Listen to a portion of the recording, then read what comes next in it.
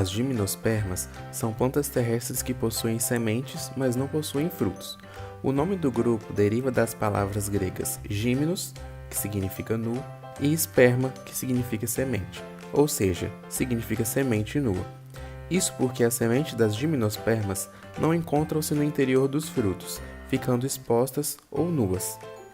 São exemplos de gimnospermas as araucárias, os cedros, as cicas, ciprestes, pinheiros e sequoias.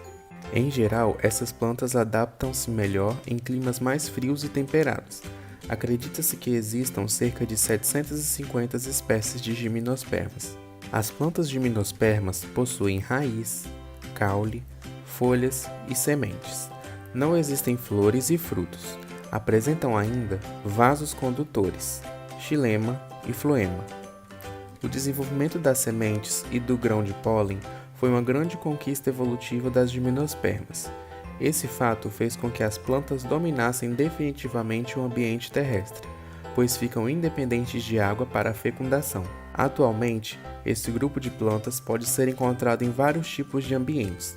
Um exemplo é o pinheiro do Paraná ou araucária, que pode ser encontrado na Mata das Araucárias, no sul do Brasil. A estrutura reprodutiva das gimnospermas é o estróbilo, também conhecido como cone, daí a denominação conífera para gimnospermas.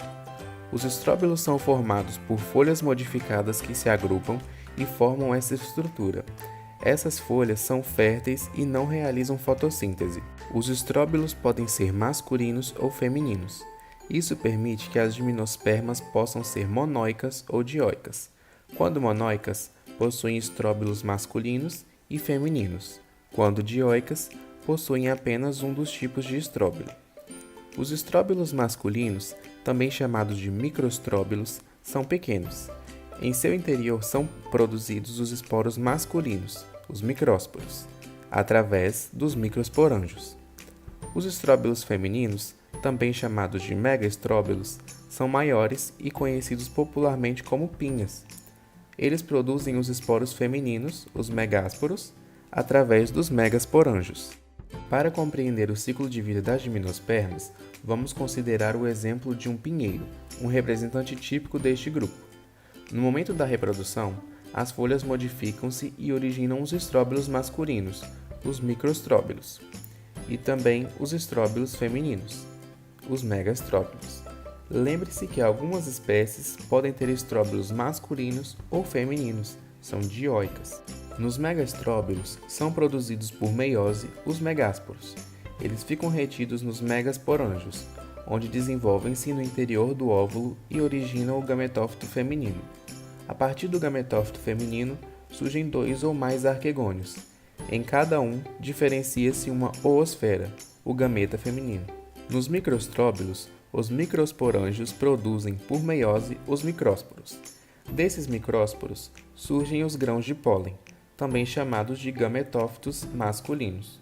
Eles ficam armazenados no microestróbilo até serem liberados no ar. Nesse momento, ocorre a polinização realizada pelo vento. Os grãos de pólen viajam pelo ar até encontrar a abertura do óvulo. Quando isso ocorre, eles germinam e originam um tubo polínico, que cresce e alcança o arquegônio. Isso possibilita que os gametas masculinos fecundem a oosfera e originem o zigoto. Desse processo surge o pinhão, que é a semente, ou seja, o portador do óvulo fecundado, o embrião.